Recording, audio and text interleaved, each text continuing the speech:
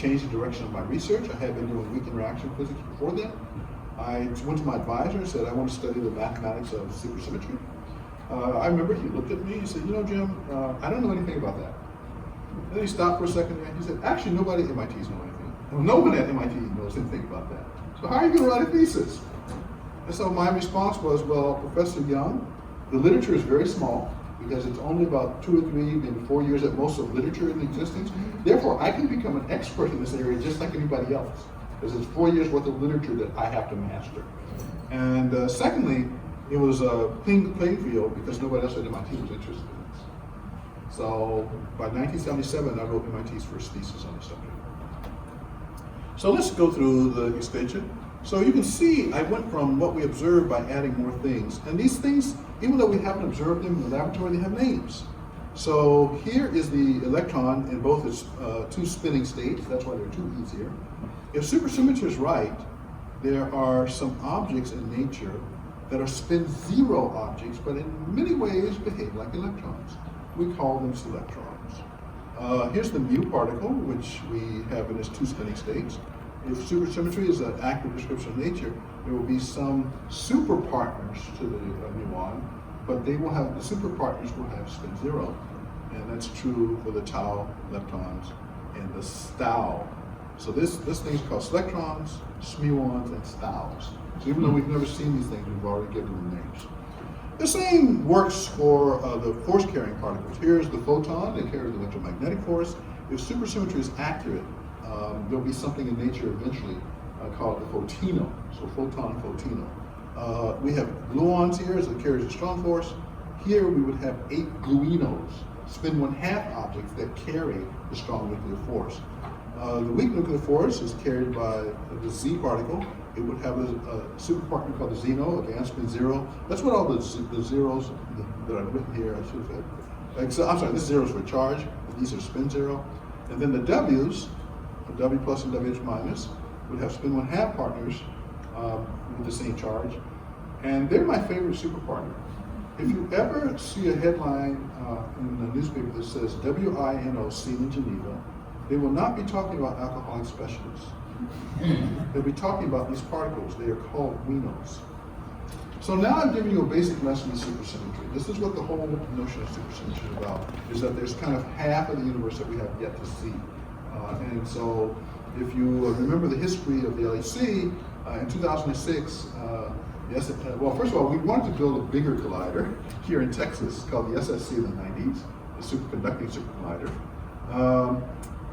The rest of the public and our Congress told the physics committee, forget it, we're not going to give you that much money. But it turns out that the cost of building a superconducting supercollider, if you look back at it, it was about 3 B-2 bombers. We could have afforded it as a country. We could have easily afforded it, but we didn't. The Europeans went ahead and built the LA. Yes, sir? What are those extras under the Higgs? Ah! Thank you, Ramon.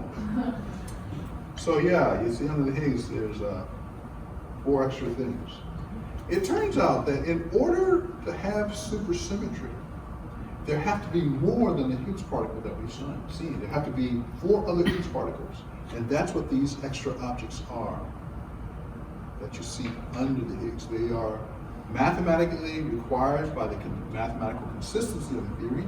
They are all spin 0 particles, and they all are sort of relatives to the Higgs. And in fact, one of the ways that one might begin to, well, let me go forward and then come back. So I talked about 206. We turned on the Large Hadron Collider. There was a lot of expectation around the world that they would see superpartners. By seeing, they meant they would see the effects of perhaps some of these objects or perhaps some of those objects. That's what they were looking for at the LHC. I don't have to tell you, in 2010, the first scientific run finished. There was no sign of these things. So lots of people said, okay, ding dong, the supersymmetry which is dead. You don't have to worry about that stuff anymore. But if you actually look at the scientists there, they continue to look for supersymmetry, and they continue to this day. However, as far as I know, no one has thought about using these extra Higgses as a way to test for supersymmetry. And that's why I thank you for that question, because in principle, I don't know the phenomenological literature well enough, but I don't remember seeing people saying, what might be the effect of these extra Higgs particles on standard model particles, and what signatures might they have? So there's this other Higgs type particle where you won't see the things on the superpartners here, but that you will see these other Higgs-like objects that are demanded by the mathematical necessity of the theory. So in 2006, before the SSE turned on, I wrote an article for Physics Today. It's called "Is String Theory Phenomenologically Viable?" And in this article, I explicitly point out something that I thought was interesting. Namely, the standard model is based on a piece of mathematics called fiber bundles. So these pieces of spaghetti are fibers, and take a course in mathematics and group theory, they'll teach you about these things. That's the structure of the standard model mathematically. And I point out that if you actually look at the history of supersymmetry, there's no particular reason to think that light supersymmetry is actually the way the universe works. And that is what the particle physics community was betting on. Is that the superparticles, those extra particles that I was showing you, that they would be perhaps in the mass scale of just a few TeV. But if you actually are as old as I am, you remember how this all got started, because there was a time before particle experimenters were studying supersymmetry, but people like me were. And I remember when that transition occurred, there was no really good motivation. They found a mathematical mechanism, but there was no real motivation about why the mass scales were as people were claiming they should be. And so I never believed in light supersymmetry. And in this article, I explicitly said that. I pointed out that we're progressing in our technology at a rate of about 1 GeV per c squared per year. That's how reach in terms of energy is. If you plot the proton and the mass of the W, it make a nice linear plot. That's about the rate at which we're progressing. And so if supersymmetry is not light, it could actually take an incredibly long time to see those extra particles. And that's what I said in the article. I was the only person I know who was willing publicly to say that. I know lots of other physicists who, would say that privately to you, but, I just said, well, we might as well be honest with the public, so put it out there. So first ran, so the second scientific run began around 2012. Because I had written this first article, Physics World in England had asked me to write my perspective on the second scientific run. And so what I said, the title of the article is Sticking with SUSY, published in 2012. And what I said was that a couple of things. First of all, the search for supersymmetry that had been executed by that time was analogous to thinking about going back to the time of Columbus, coming to the United States, and searching the East Coast for giant sequoia trees. We know how that search would turn out. In order to find sequoia trees, you have to actually go where sequoia trees go, and that's on the West Coast. And so I use this analogy to say that the assumption about light scale supersymmetry is like conducting a search on the East Coast of the United States for these giant sequoia trees. And that in fact, we have to be more open to finding supersymmetry. And in particular, the highlighted part here, I also pointed out that at the same time, we need to be alert to the work of scientists who are looking for indications of SUSY elsewhere in the cosmos, particularly those involved in continued searches for dark matter, as well as other possible astrophysical anomalies. Because you see, if string theory is an accurate description of nature, it's not just about elementary particles, it's about the entire universe. And so part of looking at the universe is looking at its creation. And therefore, there's a possibility that instead of just building particle detectors, you ought to think about looking for astrophysical data. And one of those things about astrophysical data that's a prominent feature is the cosmic microwave background. Now, the cosmic microwave background has an interesting story. Well, my favorite story is about this device. This is called the Homedale Horn. This device existed in Homedale, New Jersey. This was the location of AT&T Laboratories back in the day. And in around 1964, 1965, Penzias and Wilson built this device to detect microwave radiation. And this device, this is actually this, people can stand here, so this is a several story tall device.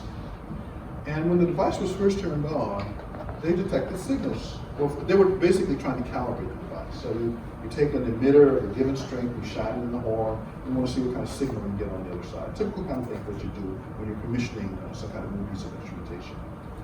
And but they observed that if you put no input into the device, you still got a signal out. This was very puzzling for some time. And so one of the things that someone thought of was, you can see it's open to the air here. And so one of the ideas was that the signal they were detecting when no input was put in was because their pigeons had access to the entrance, and pigeons were doing what pigeons do. The word "do" did appear twice in that sentence. And so there were steps taken to remove all the pigeon droppings and to put netting here to keep pigeons from being able to enter the area, and then still these signals were detected. Now, we are fortunate as a species that this was done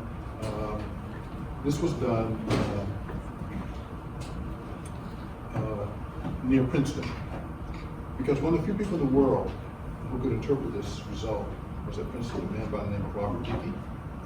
And Dicke had done calculations that showed that if the Big Bang had occurred, there should be a kind of residual signal in the universe whose thermal equivalent was about 5 degrees above absolute zero. The thermal signature of this signal was about 3 degrees. And so we theorists, if we get an answer right within a factor of 2, we declare victory. And so it was interpreted that this was in fact, this cosmic microwave background is a signal from the Big Bang. That is something that was generated about 380,000 years. I'm sorry. Going wrong here. That it was generated at the Big Bang itself. We've been studying this structure for several decades, and in 2015, the Planck satellite was the latest, most super sensitive satellite for studying the cosmic microwave background. The differences in the colors here, hot spots are indicated red, cold spots or cool spots are blue. Those differences are 1/10,000th of a degree or so. So the cosmic microwave background turns out to be incredibly uniform in terms of generating a signal, but we do see some small fluctuations. So one of the really weird and interesting ideas that has come about thinking about the cosmic microwave background involves inflation. And this is an idea that basically comes in the following way, that you can imagine that during the inflationary era, events occurred during inflation, and then the universe expanded by some 40 e-folds, and some of the signatures that were captured would re-enter our event horizon at some point, in this diagram here, and they would be stretched out because the universe was stretched out. And so the idea is that you can probe signals from very close to the time of the Big Bang by looking in the cosmic background, because it carries their imprint in the stretched out form in the sky around us. So that's something that occurred to me. That's something that I noted. So 3 years ago, when I was going to become a faculty member at Brown, I started thinking about a series of papers that exist in the literature going back to '79. The first one, let me back up. Standard model. How many spins do we see? Spin 0, Higgs particle. Spin 1/2, the matter particle. Spin 1, the force carriers. We don't see any other spins. Not in the standard model. Spin 2. It's not in the standard model.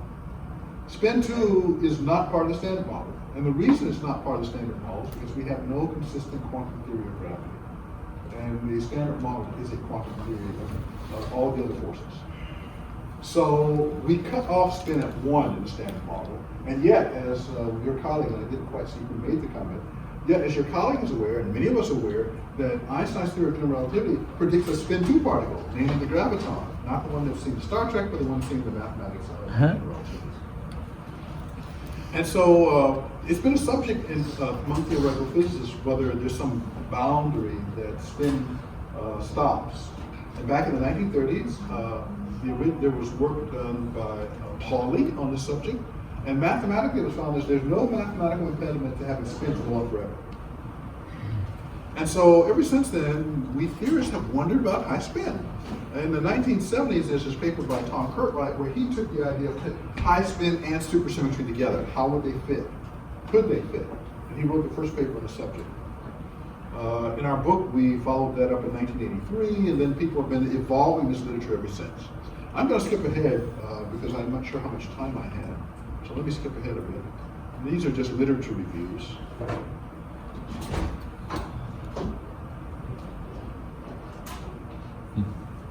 So, what was my idea?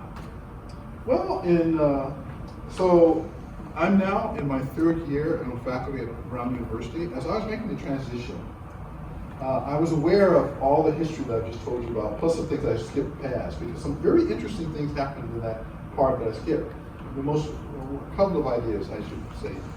One of the ideas is that you can modify the things that particle physicists do to study small particles, but to use it to study the cosmic microwave background. The way we study mathematically small particles is by doing what's called an in-out formalism. Namely, what we do is we imagine that when you study elementary particles, there was an infinite past when they weren't interacting, they interact, and then you look at the results of the infinite future, and then you calculate the transition amplitudes between those things. Those are the scattering amplitudes that we then turn over to our experimental colleagues and say, can you see this effect? Well, it was realized that in studying the cosmic microwave background, you could do what's called an in-in formalism.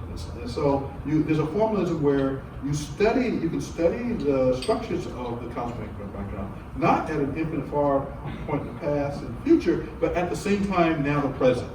And so there's a whole mathematical structure that has been developed around these so-called in-in scattering states. That's one extraordinarily important idea.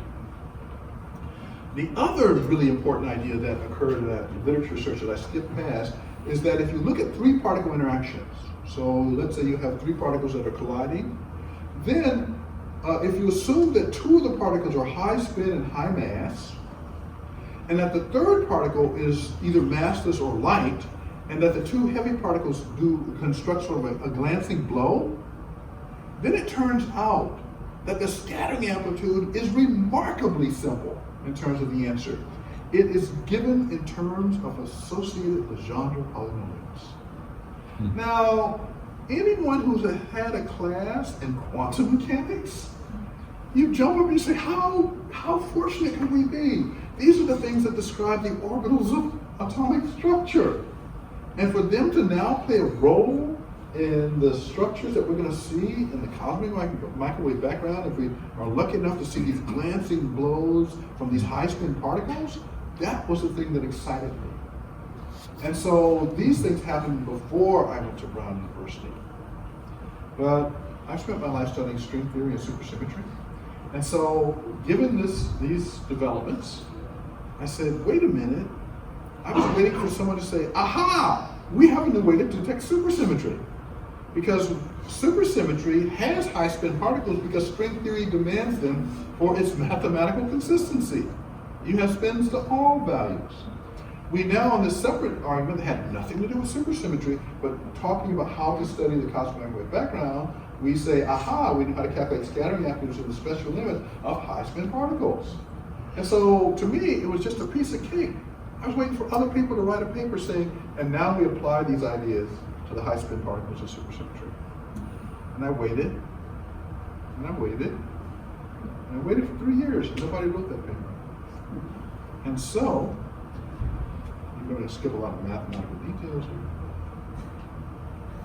here. We can come back. I skipped too many. Sorry. Back a bit. And I apologize for all the skipping around. But in July of this year, we posted this paper to the archive. My collaborators are Stefan Alexander, who is a cosmologist at Brown University. Leah Jinks is a graduate student. She's actually Stefan's graduate student. Konstantinos Koutrolaikas is a postdoc, my postdoc. And Evan McDonough is a postdoc cosmologist. And so the five of us came together sort of as a fortunate accident. Konstantinos was my graduate student 10 years ago. But he went off for a while, and he was in the Czech Republic as his first postdoc. But when I moved to Brown, I hired him. And the entire body of his scientific work is higher spin supersymmetric systems. So 10 years ago, I was training the student to look at the mathematics of these kinds of systems. In fact, he wasn't the first such student. I had another student prior to that. Evan McDonough was trained by Robert Brandenberger, who's a distinguished cosmologist at the University of Toronto. And so you can see the pieces just all nicely fit together. I've been worried about supersymmetry and higher spin. I trained my postdoc to be an expert in that. He is, in fact, one of the world's experts in higher spin supersymmetric systems. Stefan Alexander is worried about all kinds of unusual and innovative ways to have signals. And then we all joined together and we wrote this paper and posted it to the archive. It's now actually been published in JHEP. And so we hope to get more people interested in this way as thinking about not trying to discover supersymmetry by looking down, but by trying to find supersymmetry by looking up. So it's now, it is now second year. It's 1:54. I think you probably have to get out of here at 2. So I'd like to do a few questions, a few moments for questions. And thank you very much for being an attentive audience.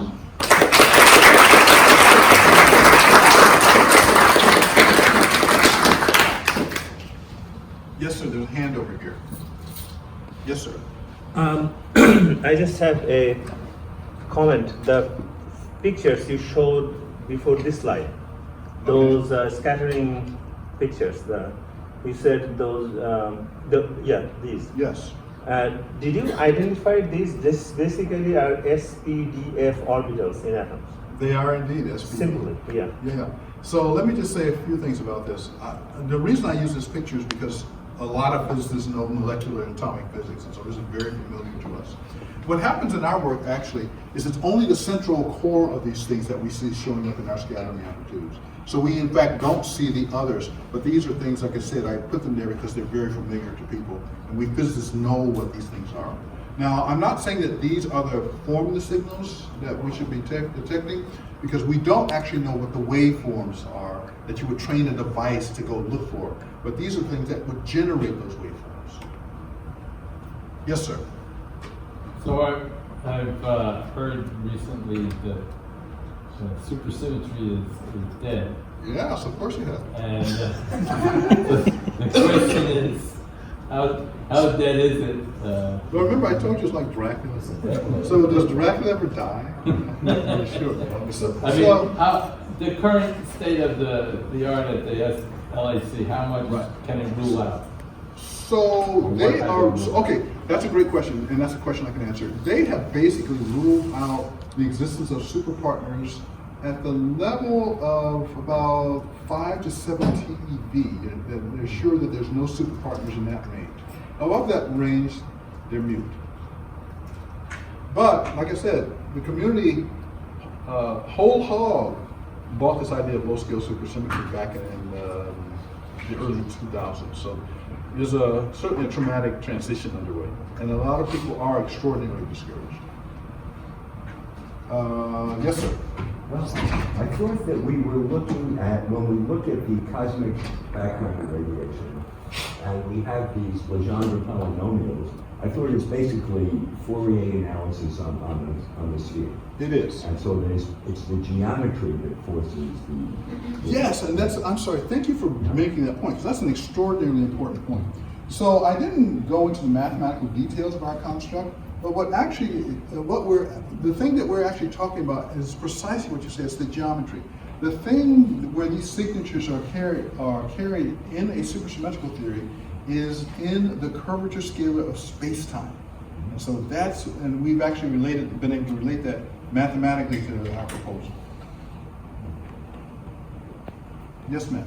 So you established that in order for supersymmetry to work, the Higgs boson needs 3 copies. But what makes those 3 copies different than the regular?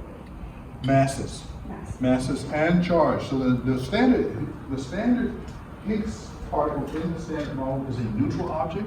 If you actually look down my list, you'll actually see I have plus and minus attached to two of them. So those are both, they're Higgs-like, they're spin zero, but they are positively and negatively charged, so they're not the standard Higgs particle. There was another object in there which is neutral, but in all of the models that people have tried to write where you can match standard model physics, that other object has an extraordinarily high mass. Yes, sir. So what would be the spike through the heart? For supersymmetry? Yeah. Well, this is gonna sound crazy, but I've actually said this before. If 100 years from now, supersymmetry is not discovered, for me, that would be the spike. 100 years. 100 years, that's actually in that first article I wrote. So when assuming a hard spin interaction between particles, we have to have non-Gaussian. Right, that, in fact, I thank you for saying that, I should have mentioned that. So the idea is that the interactions with the higher spin particles are what are producing the non-Gaussianity, which is we see at the residual level in the CMB. It's not confirmed with Planck data. So Planck data, as you probably know the story, when Planck was first launched, there were a lot of people talking about non-Gaussianity, and that has never been detected. But so we're still without a technology to detect this kind of thing. But you know, we have to be ready for the future because technology is going to come. But you're right. Yes, ma'am. So we are actually looking for SUSY, but looking at it with respect to the heavy things that are also SUSY. And there are some theories that say they could actually couple more strongly with the direct section. So we're actually thinking of the models now and how this. So I hope everyone in the audience heard that. So this thing that I was talking about, where that was set up by Ramon's question about what about those extra Higgses? I understand you have a colleague here who's involved in thinking about those things. And I took your QFD class back in Maryland in '98. Way back then, 20 years ago. Did you get an A? I was an undergrad, so I offered it. Okay, so I have to worry what grade I gave you.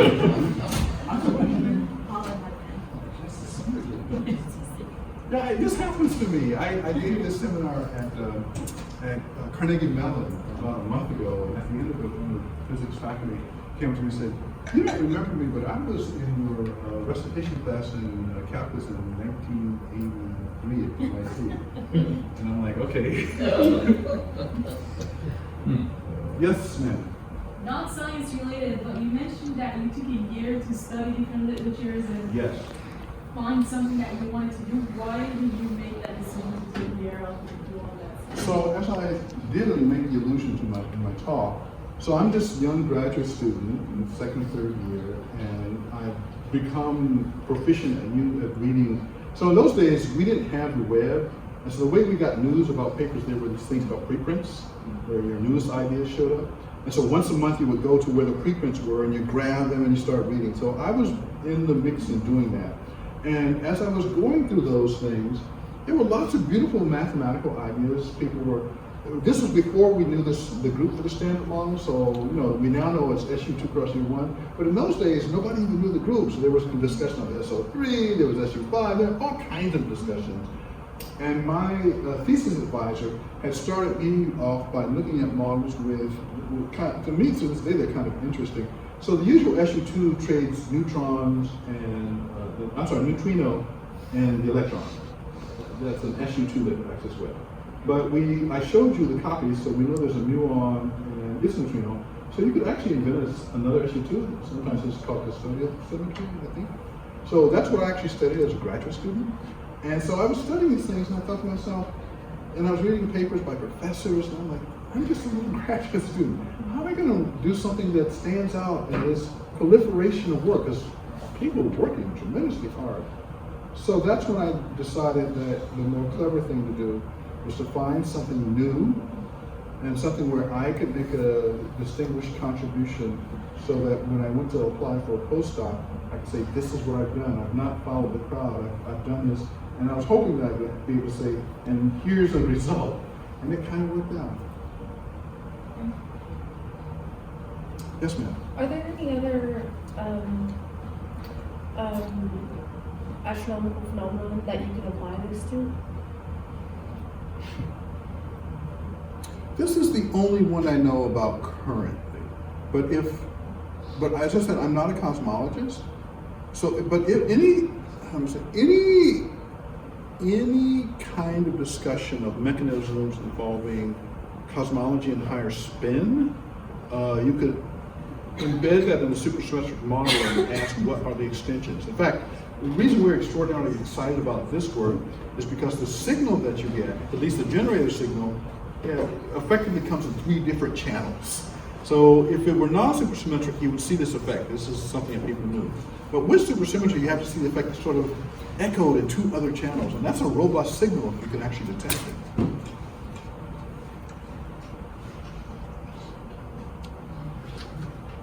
So am I done? Yep, I think you're done. Thanks.